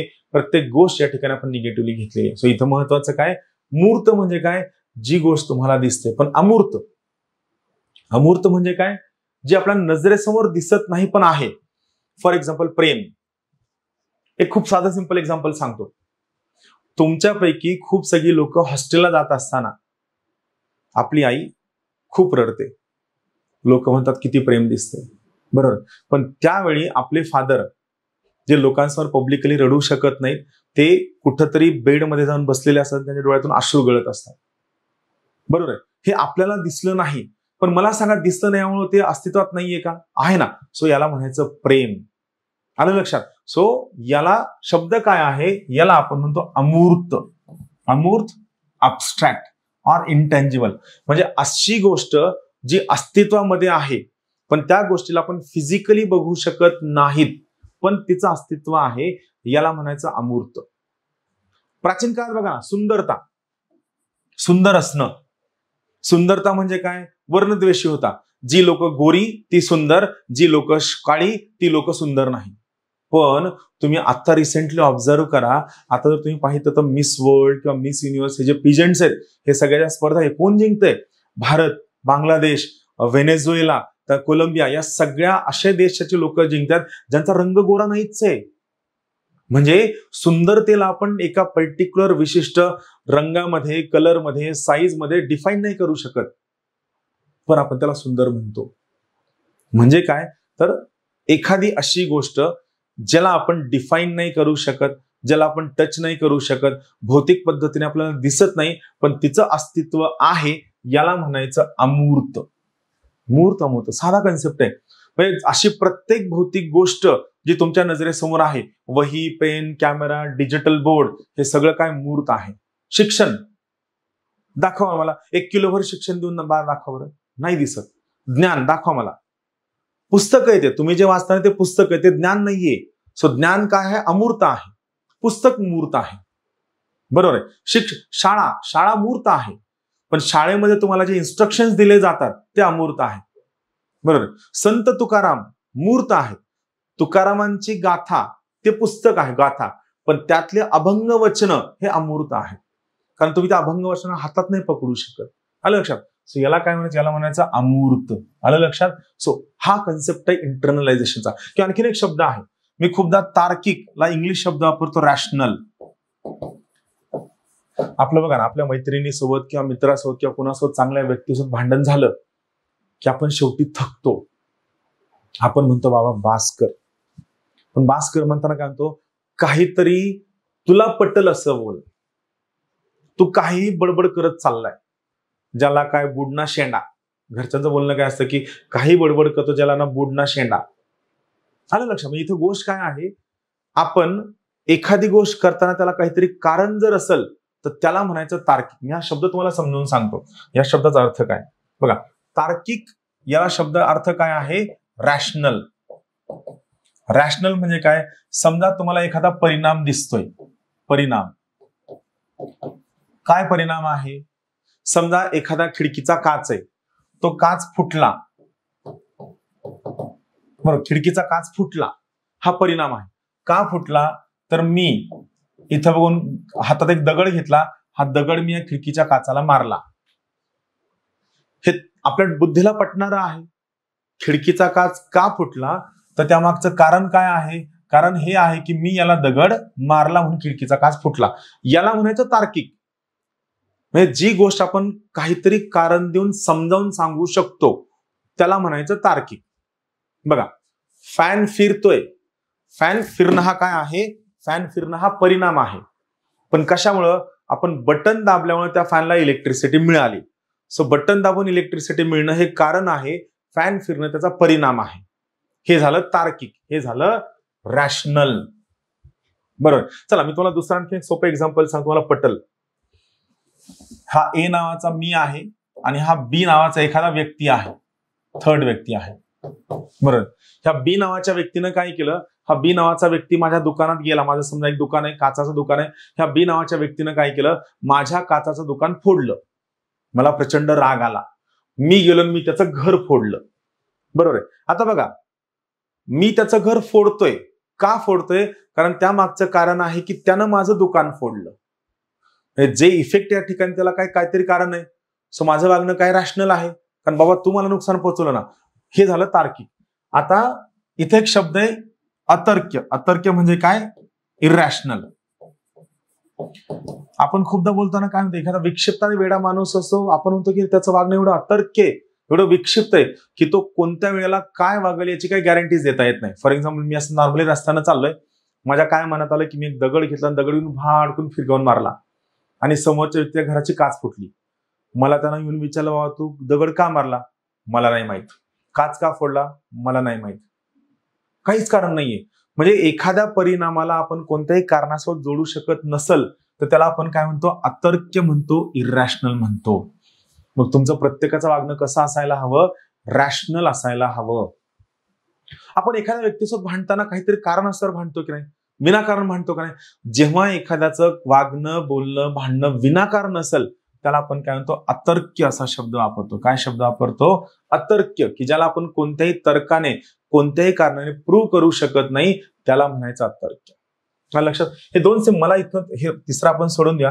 मला इथं तुम्हाला काय सांगायचं होतं, मला सांगायचं होतं की तुम्हाला इथिक्स मध्ये काय करायचं आहे, प्रत्येक कन्सेप्टला स्वतःच्या भाषेत समजून घ्यायचंय. पण त्याच्या पलीकडे जर समजा हे तुम्हाला तुमच्या भाषेत नाही कळलं सोडून द्या. मी तुम्हाला उत्तरात काय लिहायचं आहे या सगळ्या नोट्स तुम्हाला प्रोव्हाइड करणार आहे. म्हणून तुम्हाला काहीही चिंता करण्याची गरज नाही, ऍब्सोल्युटली चिंता करण्याची गरज नाहीये. काही लक्षात. आणि मी स्वतः शिकवणार असल्यामुळं तुम्हाला त्या ठिकाणी गोष्टी, आता ज्या पद्धतीने मी तुम्हाला हे दोन कन्सेप्ट समजावून सांगितले, याच पद्धतीने मी तुम्हाला बाकीच्या सुद्धा कन्सेप्ट समजावून सांगणार आहे. आता आपण काय करूया, आपण एक लिस्ट करूया की आपल्याला इथिक्सची तयारी करताना काय काय करायचंय, जेणेकरून आपल्याला कळेल. सगळ्यात पहिली यादी आपल्याला काय करायची आहे, तर आपल्याला सिलेबस गो थ्रू करायचा आहे. सिलेबस. दुसरी गोष्ट आपल्याला काय करायची आहे, इंटरनलायझेशन करायचं आहे. इंटरनलायझेशन, प्रत्येक कन्सेप्ट आपल्याला स्वतःच्या भाषेत समजून घ्यायचा आहे. तिसरी महत्वाची गोष्ट लक्षात घ्या, फक्त मी दिलेल्या नोट्सच वाचायच्या आहेत, बाकी काही वाचायचं नाहीये. फक्त मी दिलेल्या नोट्स वाचायचं आहे, प्लस आपल्या ज्ञानदीपचं रेफरन्स मटेरियल वाचायचं आहे. ज्ञानदीपचं रेफरन्स मटेरियल आपल्याला या ठिकाणी वाचायचं आहे. चौथी महत्वाची गोष्ट, तुम्हाला आन्सर रायटिंग खूप लेट करायची आहे. आन्सर रायटिंग केव्हा करायची, आम्ही शिकू तेव्हाच करायची आहे. आणि पाचवी सगळ्यात महत्वाची गोष्ट, ज्या सगळ्या केस स्टडीज आहेत, या केस स्टडीज मध्ये तुम्हाला सर्वांचे दृष्टिकोन समजून घ्यायचे आहेत. सर्वांचे पर्स्पेक्टिव्ह तुम्हाला समजून घ्यायचे आहेत. आपण एक एक मुद्दा ऍड करत जाऊ की आपण काय करतो तर. सो हे तुम्हाला करायचंय. आणि सगळ्यात महत्वाची गोष्ट, 6वा पॉईंट मी तुम्हाला सांगतो. 6वा पॉईंट, तुम्ही माझे लेक्चर जर करत असाल आयदर ऑफलाईन किंवा ऑनलाईन, ते लेक्चर तुम्हाला साऊथ इंडियन मूवी सारखे पाहायचे. साऊथ इंडियन मूवी सारखे एकदम निवांत, काही घाई न करता, गडबड न करता, कोणते टार्गेट न ठेवता, एकदम निवांत पद्धतीने, एकदम चिल मध्ये तुम्हाला सगळे व्हिडिओ पाहायचे आहे. चला, मी तुम्हाला आणखीन पुढचे काही कन्सेप्ट समजून सांगतो जेणेकरून तुम्हाला ते क्लिअर होईल. आणि आपण काही डेफिनेशन बघूया. त्यावेळेला सिलेबस मध्ये काय आहे, आपण सिलेबस बघूया. इथिक्सचा सिलेबस मध्ये काय आहे. सगळ्यात पहिला आहे नीतिशास्त्र आणि मानवी परस्पराभिमुखता. आता इथं महत्वाचं काय, हे जे काही शब्द आहेत जे आयोगाने ऍज अ सिलेबस मध्ये दिलेले आहेत, हे शब्द तुमच्या उत्तरात यावे लागणार आहेत. सो तुमच्या इथिक्सच्या सिलेबस मध्ये आन्सर रायटिंग मध्ये काय शब्द असायला हवे, हे सगळेच्या सगळे शब्द मी तुम्हाला या ठिकाणी सांगणार आहे. मानवी परस्पराभिमुखता म्हणजे काय, ह्युमन इंटरफेस. एखादा व्यक्ती लांब कैलाश पर्वतावर जंगलात राहतोय आणि तो खूप नीतीने वागणार आहे, काही घेण्याचं नाही का, नाही का, कारण त्या लांब कैलाश पर्वतावरच्या डोंगरावर तो माणूस एकटाच आहे. मग तो माणूस कोणाला त्रास देत नाही. अरे बाबा, त्रास द्यायला आजूबाजूला लोकच नाही येत ना. तो कोणाच्या घरी चोरी करत नाही. चोरी करायला घर तर पाहिजे, कोणाला मारत नाही. म्हणजे बेसिक गोष्ट काय की नीतिशास्त्राची गरज केव्हा पडते, जेव्हा आपण आपल्या आजूबाजूचा समाज, आपला देश, आपला प्रदेश, आपले भाग, आपले नातेवाईक, आपल्या घरातील लोक, या सगळ्या लोकांसोबत वागत असताना आपलं वागणं अनप्रेडिक्टेबल असेल, आपलं वागणं चुकीच्या पद्धतीने असेल, किंवा आपल्या वागण्याला समोरची व्यक्ती समजून घेऊ शकत नसेल, किंवा आपण समोरच्याला समजून घेऊ शकत नसेल, तर त्या ठिकाणी नीतिशास्त्राची गरज आहे. म्हणजे आपल्याला जो इथिक्सचा अभ्यास करायचा आहे, याचा उद्देश हा आहे की आपण आपल्या समाजामध्ये वावरत असताना आपलं वागणं योग्य असावं, आपलं वागणं न्याय्य असावं, आपलं वागणं तर्कशक्तीला धरून असावं. आपल्या वागण्यामुळं कुणालाही त्रास होता कामा नये. आपल्या वागण्यामुळे कुणालाही त्रास होता कामा नये, याला म्हणायचं नीतिशास्त्र आणि मानवी परस्पराभिमुखता. म्हणजे मनुष्याचा इतर मनुष्यासोबत संबंध येत असताना प्रत्येक मनुष्याचं इतर प्रत्येक मनुष्यासोबतचं वागणं योग्य असावं, न्याय्य असावं, तर्कशक्तीला धरून असावं आणि इतर कोणाला त्रास देणारं नसावं. यासाठी नीतिशास्त्राचा अभ्यास करणं गरजेचं आहे. राईट. आता नीतिशास्त्राचे डेफिनेशन म्हणजे काय, म्हणजे आपण पाहितलंय पण तरी पुढे सांग डेफिनेशन काय आहे बघा. नीतिशास्त्र म्हणजे मानवी वर्तनातील, आता लक्षात घ्या इथं मला काय सांगायचंय, तुम्हाला नीतिक्स जर चांगले मार्क्स हवे असतील तर भाषा सुद्धा तुम्हाला प्रमाण भाषा वापरावी लागणार आहे. तुम्ही बोली भाषेतील तुमची स्लँग लँग्वेज तुम्ही वापरू शकत नाही. इथं मी काय शब्द वापरलाय, माणसाच्या वागण्यातील, असं लिहून चालेल का, नाही चालणार आहे.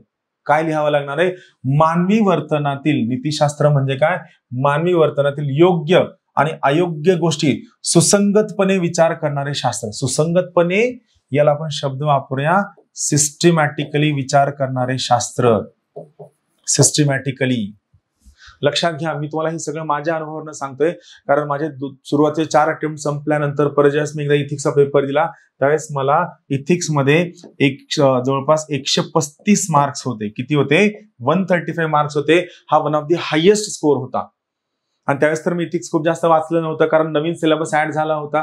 माझे 4 अटेम्प्ट संपले होते. 2015ला मी अटेम्प्ट ज्यावेळेस दिला त्यावेळेस मला कळलं की अरे आपण सिलेबस मधल्या थिअरॉटिकल गोष्टी, लोकांची नावं लिहिण्यापेक्षा आपण कंटेंट काय देतोय, आपण आपली समज, आपली अंडरस्टँडिंग, आपलं कॉम्प्रिहेन्शन त्या ठिकाणी मांडतोय का. जर या गोष्टी आपण त्या ठिकाणी मांडत असू तर डेफिनेटली चांगला स्कोर येईल. जर या गोष्टी आपण त्या ठिकाणी मांडत नसू तर मात्र आपल्याला स्कोर चांगला येणार नाही. सो सुसंगतपणे म्हणजे काय, सिस्टमॅटिकली हे नीती मूल्यांच्या मूल्यांकनासाठी तार्किक म्हणजे काय, तर्कशक्तीवाली फ्रेमवर्क देणारा गोष्ट आहे. तर्कशक्ती, तुमच्याकडची तर्कशक्ती त्या ठिकाणी वापरली जायला हवी, हा याचा सगळ्यात महत्वाचा उद्देश आहे. सो हे झालं नीतिशास्त्र. आलं लक्षात. सो याचे डेफिनेशन आहे. इथं मी तुमच्यासाठी खास हा शब्द लिहून ठेवलाय. काय शब्द आहे, विल्यम लिली. अशा इथिक्सवरच्या 50 लोकांच्या डेफिनेशन्स आहेत. मला सांगा, तुम्ही प्रत्येकाचे डेफिनेशन पाठ करून प्रत्येकाचं नाव जर लक्षात ठेवण्याचा प्रयत्न केला तर मला शक्य आहे का, बिलकुल नाही. मी ज्यावेळेस इथिक्सचा पेपर लिहिला मी कोणत्याही विचारवंताचं नाव या ठिकाणी, अनलेस अँड अंटिल तो खूप महत्वाचा आहे, असं कोणत्याही विचारवंताचं नाव लिहिलेलं नव्हतं. विचारवंतांची नावं पाठ करायची नाही. जे विचारवंत खूप जास्त महत्वाचे आहेत, जे विचारवंत खूप जास्त गरजेचे, त्यांची फक्त नावं लक्षात ठेवायची. बाकीच्या लोकांची नावं बिलकुल लक्षात ठेवायची नाही, पाठ करायची नाही. म्हणून हे इथं कॅन्सल आउट करण्यासाठी मी या ठिकाणी नाव दिलं होतं, कारण तुमच्या अभ्यासाचा अर्धा निम्मा वेळ कोणता व्यक्ती काय म्हणला, त्याचं काय स्टेटमेंट होतं, तो काय बोलला, कसं बोलला, यात तुमचा मेजॉरिटी वेळ जातो. तो वेळ जाऊ नये यासाठी मी नीतिशास्त्राची व्याख्या सांगितलेली आहे. आपण एक एक शब्द समजून जाऊया. सो हा पहिला नीतिशास्त्र. नीतिशास्त्राची काही उदाहरणं आहेत बघा. आता महत्वाची गोष्ट काय की आपण काय स्टडी केलं, नीतिशास्त्राचा उद्देश काय आहे, योग्य अयोग्य मधला शोध घ्यावा, योग्य अयोग्य फरक तुम्हाला सांगावा, तुमच्या वागण्यातल्या योग्य गोष्टी ऍड कराव्या, तुमच्या वागण्यातल्या अयोग्य गोष्टी टाळाव्या. मला सांगा, काय योग्य आणि काय अयोग्य हे कळण्यासाठी तुमच्याकडे ज्ञान असायला हवं की नाही. मग ते ज्ञान तुम्हाला कुठनं मिळणार आहे, तर इथिक्सच्या फिलॉसॉफी मधनं मिळणार आहे. मग या इथिक्सच्या फिलॉसॉफी मधला एक महत्वाचा शब्द आहे ज्याचं नाव आहे उपयोजनवाद. शब्द किती अवघड वाटतो, खतरनाक, एकदम डेंजरस. उपयोजनवाद. सर आम्ही हा शब्द कधीच ऐकला नाही हो. हे उत्तर लिहायला जमल का, 100% जमणार आहे. का जमणार आहे, कारण आपण काय करणार आहेत, आपण अगोदर अभ्यास करणार आहोत आणि त्याच्यानंतर मग आपण पुढे जाणार आहोत. उपयोजनवाद इंग्लिशमध्ये याला आपण म्हणतो युटिलिटॅरियनिझम. आय नो तुमच्यापैकी खूप सगळे लोक ज्यांचं पॉलिटिकल सायन्स ऑप्शन आहे त्या सगळ्या लोकांनी हा उपयोजनवाद हा शब्द नक्की वाचला असणार आहे. उपयोजनवाद, युटिलिटॅरियनिझम म्हणजे नेमकं काय, याचं म्हणणं काय आहे, हा कोणत्या पद्धतीने पुढे जातो. तर बघा उपयोजनवाद काय म्हणतो, अगोदर डेफिनेशन बघा. आता बघा आपलं चुकतं काय, मी ही पुस्तकातले डेफिनेशन यामुळे दिले की जेणेकरून तुम्ही या ठिकाणी फसता कामा नये. कारण या टाईपचे डेफिनेशन वाचून मला सांगा तुम्हाला कन्सेप्ट कळलाय का. तुम्ही स्वतः विचार करा आणि मी डेफिनेशन सांगितलं मला डेफिनेशन कळली का मला सांगा.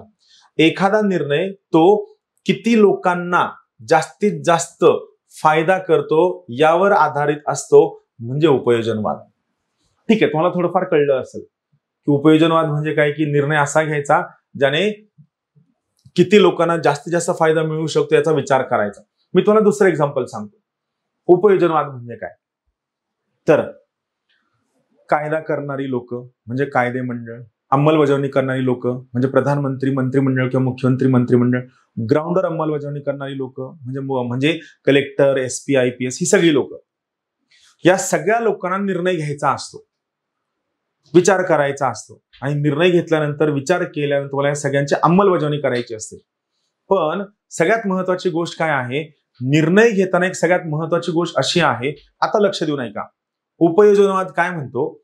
उपयोजनवाद म्हणतो की तुम्ही निर्णय घेताना, धोरण ठरवत असताना, कायदा करताना याची काळजी घ्या की या निर्णयामुळं, धोरणामुळं, कायद्यामुळं जास्तीत जास्त लोकांना जास्तीत जास्त फायदा व्हायला हवा. पण हा फायदा होत असताना जर काही लोकांना नुकसान झालं तरीही हरकत नाही. याला म्हणायचं उपयोजनवाद. एखादा निर्णय, धोरण किंवा कायदा करत असताना यामुळे जास्तीत जास्त लोकांना जास्तीत जास्त फायदा व्हायला हवा. हा फायदा होत असताना काही लोकांना नुकसान झालं तरी सुद्धा हरकत नाही. याला म्हणायचं उपयोजनवाद. तुम्ही मागे ती न्यूज ऐकली असेल बघा. त्या न्यूज मध्ये असं होतं की मुंबईमध्ये खूप जुनी गोष्ट आहे, आपल्याला ते काढायची नाही, पण तरी तुम्हाला माहित असेल की जुनी गोष्ट अशी आहे की पेडर रोडवरती फ्लायओव्हर बनवायचा होता, आणि हा फ्लायओव्हर बनवल्यामुळं तुमचा ट्रॅफिकचा टाइम आहे, हा ट्रॅफिकचा टाइम कमी होऊन जवळपास 1 ते 1.5 तासांनी तुमचा ट्रॅफिकचा टाइम वाचणार होता. पण या फ्लायओव्हरला स्वर्गीय लता दिदी यांनी विरोध केला. त्यांचं म्हणणं होतं की हा फ्लायओव्हर झाल्यामुळं कुठेतरी मला गोष्टी सोयीच्या नसणार आहेत. मला सांगा, लता दिदीचं खूप मोठं प्रस्थ होतं, म्हणजे त्या भारतातल्या गान कोकिळा होत्या. तेवढा सुंदर आवाज आतापर्यंत कुणाचाही झालेला नाहीये. त्यांच्याजवळ खूप मोठा आदर आहे.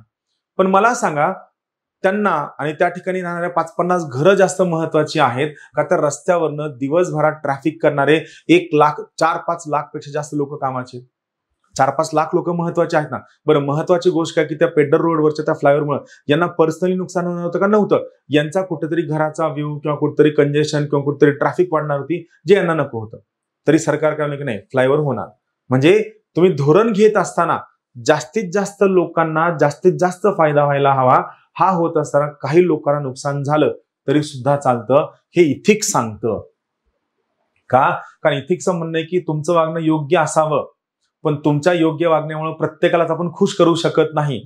मग असं असताना सगळ्यात महत्वाची गोष्ट ही आहे की तुमचं वागणं योग्य असताना जास्तीत जास्त लोकांना जास्तीत जास्त फायदा होतोय. पण हा फायदा होत असताना जर काही लोकांना नुकसान होतंय तर त्या काही नुकसान होणाऱ्या लोकांचं नुकसान कमी करण्याचा प्रयत्न करू, पण त्यांच्या विचारासाठी जास्तीत जास्त लोकांचा जास्तीत जास्त फायदा कॉम्प्रोमाइज केला जाणार नाही. हे बेसिक आहे. हे तुम्हाला मदत करतं इथिक्स मध्ये की काय चांगलं आहे, काय वाईट आहे याचा शोध घेण्यासाठी. मला लक्षात, हे तुम्हाला मदत करतं इथिक्स मध्ये काय चांगलं आहे.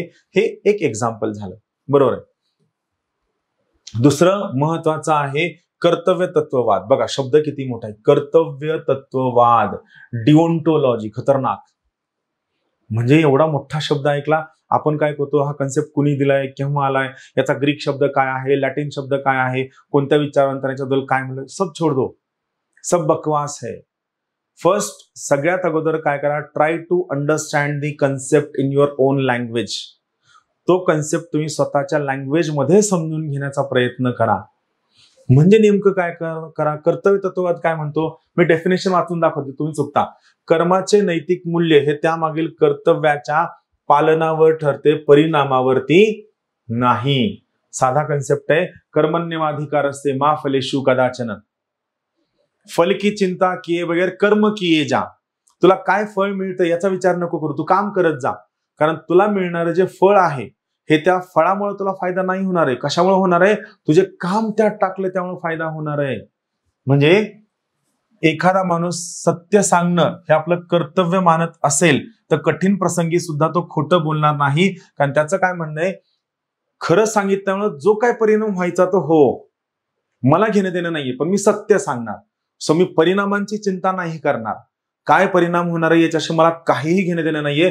माझं साधं सरळ म्हणणं आहे की मला माझं नैतिक कर्तव्य पार पाडायचंय. मग नैतिक कर्तव्याला सगळ्यात पहिली प्राथमिकता देणं म्हणजे काय, कर्तव्य तत्ववाद, डिओन्टोलॉजी.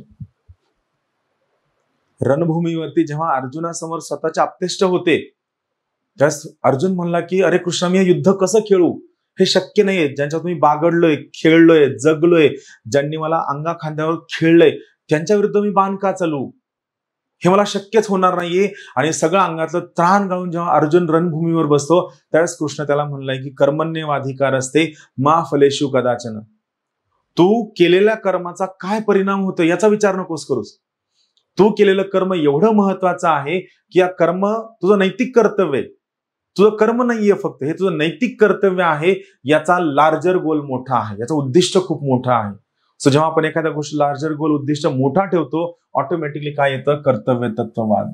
मग ज्यावेळेस तुम्हाला करप्शन कमी करायचं असेल, सर्वसामान्यांसाठी काम करायचं असेल, जाती निर्मूलन, धर्मभेद जर तुम्हाला कमी करायचं असेल तर याच्या आपल्या स्वतःच्या नोकरीवरती, ट्रान्सफरवरती, कायद्यावरती, मतदानावरती काय परिणाम होतील याचा विचार न करता जेव्हा आपण फक्त ते उद्दिष्ट फुलफिल करण्यासाठी काम करतो, त्या कर्तव्यासाठी काम करतो, ते कर्तव्य माझं परम कर्तव्य आहे, ते कर्तव्य माझं नैतिक कर्तव्य आहे हा विचार करून जेव्हा आपण काम करतो त्याला म्हणायचं कर्तव्य तत्ववाद, त्याला म्हणायचं डिओन्टोलॉजी.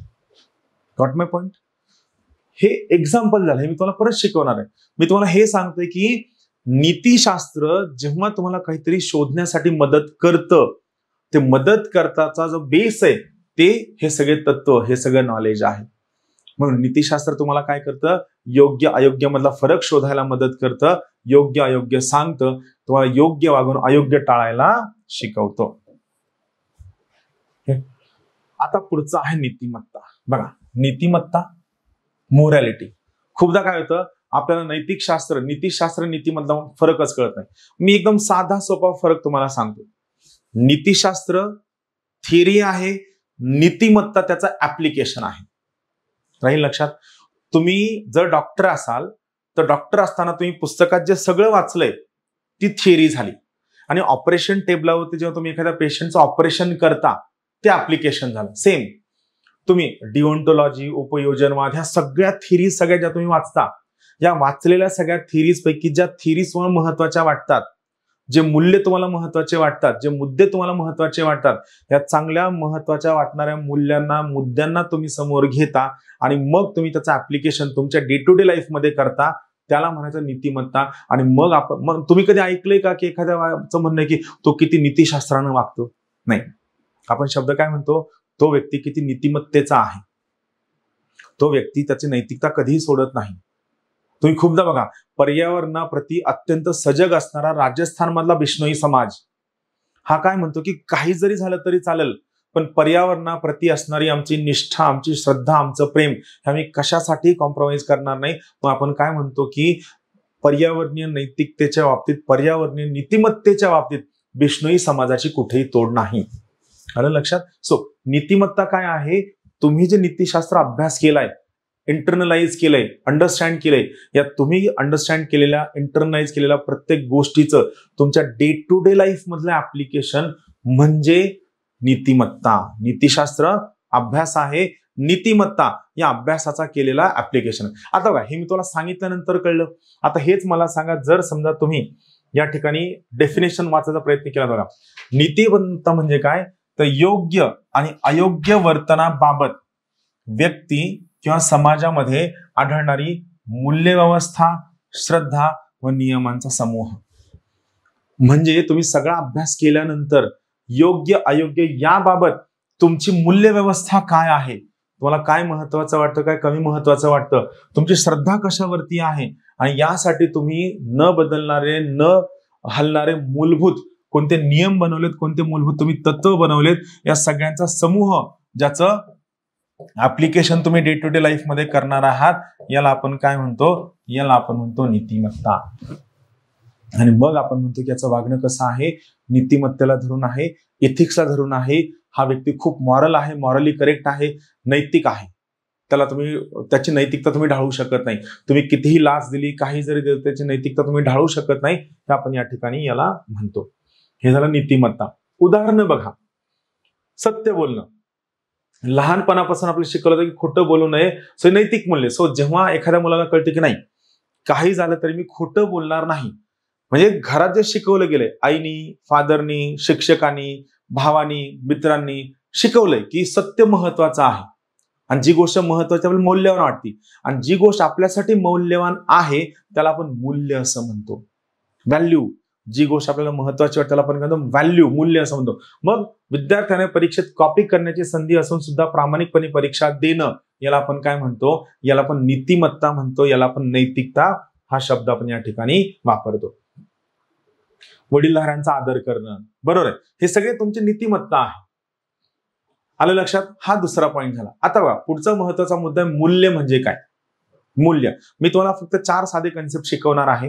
एक मूल्य म्हणजे काय, दुसरं ऍटिट्यूड म्हणजे काय, तिसरं ऍप्टिट्यूड म्हणजे काय, आणि मग आपण थांबणार आहोत. मला माहिती आहे थोडंसं फिलॉसॉफिकल आहे, थोडंसं बोर कंटाळवाणं होऊ शकतं, पण लक्षात घ्या हे खूप महत्वाचं आहे. तुम्हाला कळायला हवं की मी कसं शिकवणार आहे. मूल्य, चला इथिक्स मधलं मूल्य सोडून द्या, इथिक्स मधलं मूल्य सोडून द्या. नॉर्मली इकॉनॉमिक्स मधलं मूल्य म्हणजे सांगा बरं मला. मूल्य म्हणजे काय विचार करा. आपल्या अर्थशास्त्रामध्ये मूल्य आपण कशाला म्हणतो, एखाद्या वस्तूच्या, सेवेच्या, गोष्टीच्या, जड जवाहिराच्या, सोन्याच्या किमतीला आपण मूल्य म्हणतो. मूल्य म्हणजे मला सांगा जी गोष्ट आपल्याला मौल्यवान वाटते आपण त्याला जास्त महत्व देतो.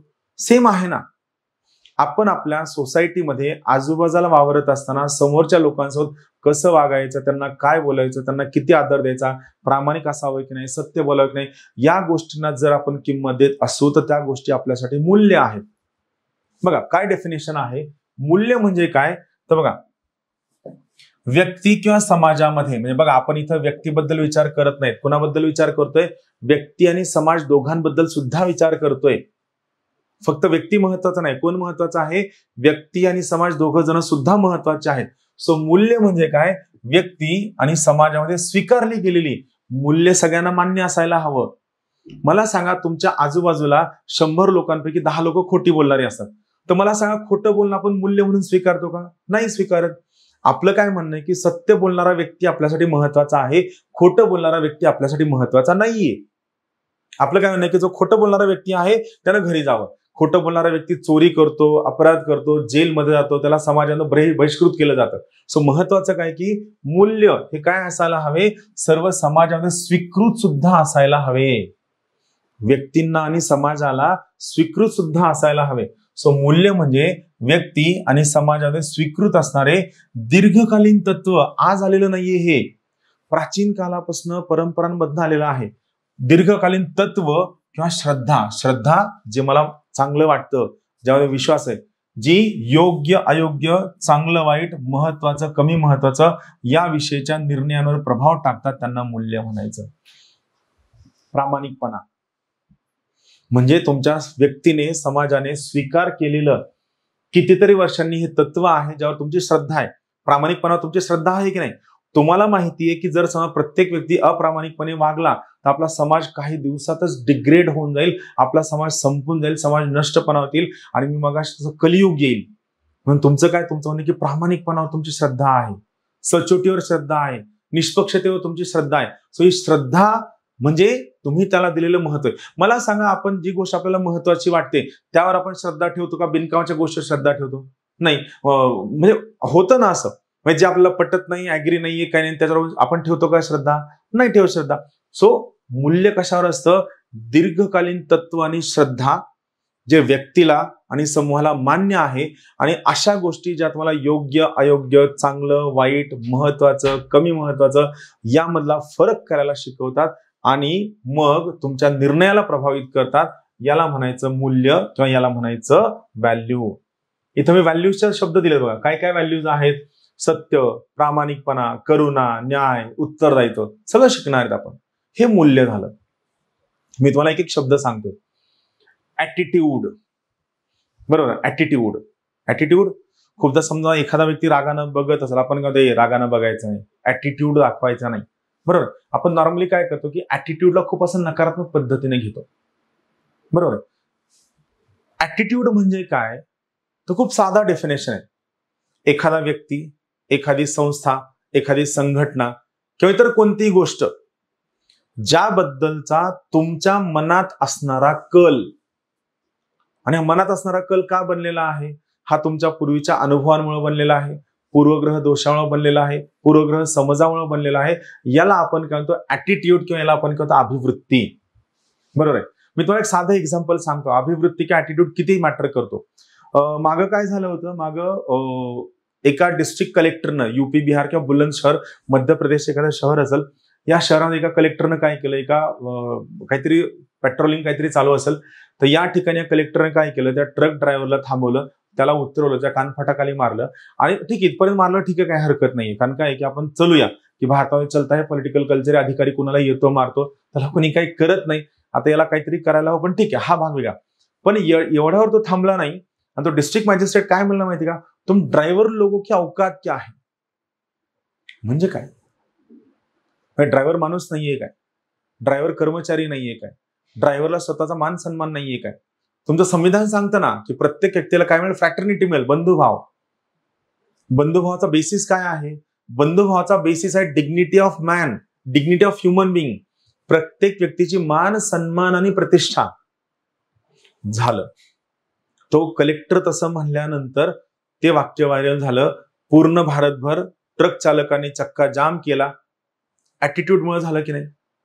बरं, ट्रक ड्रायव्हरने चक्का जाम केला, आर्थिक नुकसान झालं, लोकांच्या नोकरी, लोकांचे पगार, लोकांची सॅलरी, लोकांची मजुरी बुडली. त्या कलेक्टरला माफी मागावी लागली, सस्पेन्शन झालं, तो दुसरीकडे कुठेतरी ट्रान्सफर झाला. पण मला सांगा, तुम्ही कलेक्टर आहात म्हणून तुम्ही एखाद्या ड्रायव्हरला तुम ड्रायव्हर लोगों की औकात क्या असं कसं काय म्हणू शकता. प्रत्येकाचं डिग्निटी फॉर दी वर्क नावाचा कन्सेप्ट आहे की नाही. तुम्ही बघा ना, तुम्ही जर समजा एखाद्या ठिकाणी शू पॉलिश करायला गेलात, तर त्या शू पॉलिश करण्यात दादा शूज असलेला पाय तसाच ठेवता, म्हणतो मला खूप घाई आहे, पटपट कर. तुमचा पाय कुठून आलाय, कसा आलाय, किती घाण आहे, किती स्वच्छ आहे, याचा विचार न करता तुम्ही पाय त्या ठिकाणी ठेवता. आणि मग शू पॉलिश झाल्यानंतर तो दादा म्हणतो की 20 रुपये झाले. तुम्ही असं बघता जसं काय त्या शू पॉलिशवाल्याने तुमची किडनी मागितली आहे. तुमचं नाही की शू पॉलिश एवढं तुच्छ काम, याला 20 रुपये द्यायची काय गरज. अरे पण ते तुच्छ काम असो किंवा चांगलं काम असो, तो शू पॉलिश करणारा जो व्यक्ती आहे, त्या व्यक्तीला ह्युमन बिईंग म्हणून डिग्निटी आहे का नाही. डिग्निटी त्या कामाची नाहीये, डिग्निटी त्या ह्युमन बिईंगची आहे. तुम्ही पैसे त्या कामाचं देत नाही, तुम्ही पैसे त्या व्यक्तीने केलेल्या स्किलचं देताय. हा ऍटिट्यूड मधला फरक आहे.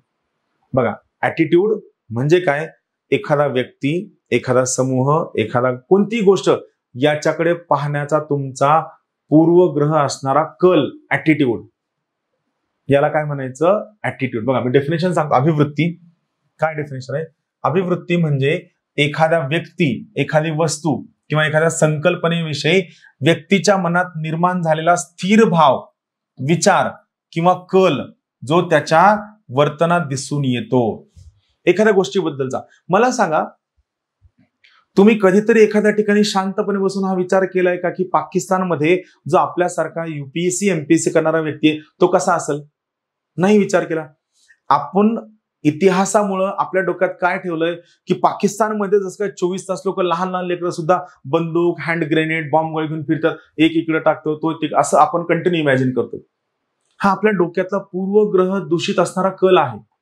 आणि मग आपण प्रत्येक गोष्टीला त्याच निगेटिव्हिटीनं बघतो. बरोबर आहे. म्हणून महत्वाची गोष्ट काय की एखादा व्यक्ती, संस्था, घटना, धोरण, कायदा याकडे बघण्याचा जो तुमचा जुन्या अनुभवांमुळे असणारा जो कल आहे, याला आपण काय शब्द वापरतो, याला आपण शब्द वापरतो अभिवृत्ती, किंवा याला शब्द काय आहे, याला शब्द आहे ऍटिट्यूड. अधिकाऱ्यांचे, प्रशासनामधील लोकांचे, राज्यकर्त्यांचे, धोरण करण्याचे ऍटिट्यूड्स बदलणं गरजेचं आहे. शेतकऱ्यांनी आत्महत्या केल्यानंतर खूप सगळे राजकारणी अत्यंत निष्ठुरपणे संवेदनाहीन स्टेटमेंट करतात. दारू पीत असेल म्हणून आत्महत्या करतात. हा तुमचा ऍटिट्यूड आहे शेतकऱ्याकडे बघण्याचा. मुलीच्या लग्नात खर्च केला म्हणून आत्महत्या केली असेल, कशाला खर्च करतो एवढा. राजकारण्यांनी करोडो खर्च केले तरी चालतात, पण शेतकऱ्यांनी स्वतःच्या लेकीचं हौसेनं लग्न पण करता कामा नये का. पण हा तुमचा ऍटिट्यूड आहे की श्रीमंताने वेगळ्या पद्धतीने वागावं, शेतकऱ्यांनी वेगळ्या पद्धतीने वागावं. आणि या तुमच्या ऍटिट्यूडमुळे तुम्हाला जे अडचणी येत्या समजणं सोपं नाही. ऍटिट्यूड कसा असावा, ओपन माइंडेड असावा. त्या ठिकाणी जायचंय, उकल करायचे, समजून घ्यायचे, नेमकं काय चुकलंय बघायचे आणि त्यावरती मार्ग काढण्याचा प्रयत्न करायचा. तुमच्या डिसिजन मेकिंग मध्ये तुमच्या ऍटिट्यूडचा, तुमच्या अभिवृत्तीचा खूप मोठा वाटा असतो, जो प्रत्येकाने त्या ठिकाणी इम्प्रूव्ह करणं गरजेचं आहे. आलं लक्षात. आपण अगोदर काय करणार, प्रत्येक कन्सेप्ट शिकताना अगोदर आपण डेफिनेशन शिकणार आहोत आणि त्याच्यानंतर मग अगोदर आपण कन्सेप्ट शिकणं, मग आपण डेफिनेशन कडे जाणार आहोत. आणि डेफिनेशन अवघड आहे आणि हे लिहिणं गरजेचं आहे. पण आपला उद्देश काय, आपला उद्देश हा आहे की आपल्याला या डेफिनेशनला सोपं अगोदर समजून घ्यायचंय, मग प्रमाण भाषेमध्ये लिहायचं आहे. त्यानंतर सगळ्यात महत्वाची गोष्ट आहे, ही सगळी डेफिनेशन्स आहेत, हे तुम्हाला ज्यावेळेस शिकवल त्यावेळेस मला कळून जाईल. पुढचे ऍप्टिट्यूड. ऍप्टिट्यूड प्रत्येकात नसतो. मी तुम्हाला एक सगळ्यात सिंपल एक्झाम्पल सांगतो. मी माझ्या आयुष्यात टू व्हीलर केव्हा शिकलो, तर आत्ता 2013ला शिकलो. बरं, म्हणजे हार्डली 10 वर्षापूर्वी शिकलो. म्हणजे ज्यावेळेस माझं ग्रॅज्युएशन संपल्यानंतर 4 वर्षानंतर माझे अटेम्प्ट संपले, त्याच्यानंतर मी टू व्हीलर शिकलो. कारण माझ्याकडे तर ऍप्टिट्यूडच नाहीये. माझ्या घरातल्या सगळ्या लोकांना टू व्हीलर खूप सहज येते. फोर व्हीलरचे मी 2दा क्लास लावून झाले, आणखीनही मला फोर व्हीलर येत नाही. का? कारण तो माझा ऍप्टिट्यूड नाही. ऍप्टिट्यूड एखादं स्किल, एखादी गोष्ट, एखादी घटना खूप सहजतेने करण्याची कला, नैसर्गिक पद्धतीने करण्याची कला म्हणजे ऍप्टिट्यूड, म्हणजे अभिक्षमता. बघा, मला माझ्या आयुष्यात समजा रमेशने X आंबे खाल्ले, हा X कुठून आला हेच कळलेलं नाहीये. X कुठून आला हेच मला कळलेलं नाहीये. पण माझ्या वर्गात असताना माझे बॅचमेट खूप हुशार होते, गणितात अत्यंत हुशार होते. ते काय करायचे, ट्रिग्नोमेट्रीचं कोणतं गणित शिकायचे. एक नदी आहे, नदीच्या किनारी एक झाड आहे, झाडावरती साप चढलाय, त्या सापाची सावली पाण्यात पडलीये, मग पाण्यात पडलेल्या सापाच्या त्या उंचीचा अँगल काढा. पण तो ऍप्टिट्यूड आहे. कशाचा? गणित सोडविण्याचा ऍप्टिट्यूड. तुम्ही आणखीन पहा, काही लोक आले की आपण हा आला की प्रसन्न वाटतं, छान वाटतं. तर तो आला म्हणून प्रसन्न नाही वाटत. त्याच्याकडे हा ऍप्टिट्यूड आहे की समोरच्या माणसाला मी आल्यानंतर प्रसन्न वाटावं, असं मी काय करायला हवं. खूपदा मी मंदिरात जातो, मंदिरात गेल्यानंतर काय असतं, आपलं असं जायचं, दर्शन घ्यायचं, एवढंच करायचं आणि यायचं. माझ्यासोबत खूप सगळे मित्र आहेत, ते मंदिरात गेले की असं जाणार, असं करणार, त्या चौथऱ्याच्या बाहेरच एकदम लांब लचक खाली पाया पडणार, मग असं करणार, असं 4दा असं करणार, पण असं दे डू मेनी थिंग्स. मी त्याला विचारतो, बाबा तू काय करतोस? पाया पडतो. म्हणलं तू असं करताना काय बोलतोस? तर म्हणला काय, जो देवाचं नाव आहे तेवढं नाव घेतो, की काय समजा महाकाल नाव घेतो. पण म्हणलं यानं काय फरक पडतो ना? म्हणलं माझी पद्धत आहे. बघा, मी जो मनोभावे पाया पडतो त्या पद्धतीने मला असं वाटतं की आपली भक्ती कमी आहे की काय. ऍप्टिट्यूड आहे. हा ऍप्टिट्यूड प्रशासनात असणं गरजेचं आहे. कारण लोकांना प्रशासन आपलंसं वाटणं गरजेचं आहे. जोपर्यंत लोकांना प्रशासन आपलं स्वतःचं आहे असं वाटत नाही, तोपर्यंत लोक प्रशासनाच्या जवळ येणार नाहीत. आणि जर समजा लोक प्रशासनाच्या जवळ आली नाही, तर सगळ्यात मुख्य नुकसान हे आहे की या पर्टिक्युलर ठिकाणी आपण कोणत्याही पद्धतीने लोकांचे प्रश्न सोडवू शकणार नाहीत, लोकांचा सहभाग वाढवू शकणार नाही. ऍप्टिट्यूड. आता डेफिनेशन बघा काय म्हणते. डेफिनेशन काय म्हणते बघा. अभिक्षमता म्हणजे काय, तर एखादी विशिष्ट प्रकारच्या कामामध्ये कौशल्य, स्किल मिळविण्याची किंवा कार्य प्रभावीपणे पार पाडण्याची व्यक्तीची नैसर्गिक किंवा आत्मसात केलेली क्षमता. नॉर्मली हे तुम्हाला सांगतो की ऍप्टिट्यूड जो आहे हा काय असतो, हा नैसर्गिकच असतो. मॅग्नस कार्लसन नाव ऐकलंय? सध्या चर्चेमध्ये आहे. मॅग्नस कार्लसन कडे जो चेस खेळायचा ऍप्टिट्यूड आहे ना, म्हणजे विचार करा, त्यानं वयाच्या, मला एक्झॅक्टली आठवत नाही, पण त्यानं वयाच्या 10व्या का 11व्या वर्षी गॅरी कॅस्परोवला हरवलं होतं. गॅरी कॅस्परोव जो जगत जेता होता, आणि तो म्हणला की Magnus Carlsen will be the next big thing. Just imagine करा, तुम्ही इमॅजिन करा, ती कशाच्या जोरावरती? हे फक्त आणि फक्त अभिक्षमता ह्या ऍप्टिट्यूडच्या जोरावरती हे सगळं पॉसिबल आहे. कशा जोरावरती? अभिक्षमता किंवा ऍप्टिट्यूडच्या जोरावरती हे सगळं पॉसिबल. आलं लक्षात? सो एखादी गोष्ट सहजतेने करण्याची नैसर्गिक क्षमता म्हणजे ऍप्टिट्यूड. हे सगळं आपण या पद्धतीने जाणार आहोत. सो महत्वाची गोष्ट, एथिक्स खूप जास्त लोड घ्यायचा नाही, निवांतपणे जायचं. मी माझा नंबर देतो, तुम्हाला काय डाऊट असला तुमचं नाव मला शेअर करा. 97 64 22 19 99. कॉल करण्याची वेळ आहे सकाळी 10:30 ते संध्याकाळी 5:30. शनिवार रविवार शक्यतो माझा फोन चालू नसतो, त्यामुळे शनिवार रविवार नाही, सोमवार ते शुक्रवार यावेळी तुम्ही कॉल करू शकता. महत्वाची गोष्ट, टेक्निकल गोष्टींसाठी कॉल नका करू. जो काही कॉल करा तो फक्त अभ्यासाशी संबंधित करा. एथिक्स मी तुम्हाला सगळं शिकवणार आहे, आन्सर रायटिंग सुद्धा शिकवणार आहे. आपण लवकरात लवकर भेटूया. आज खूप मोठं लेक्चर झालं.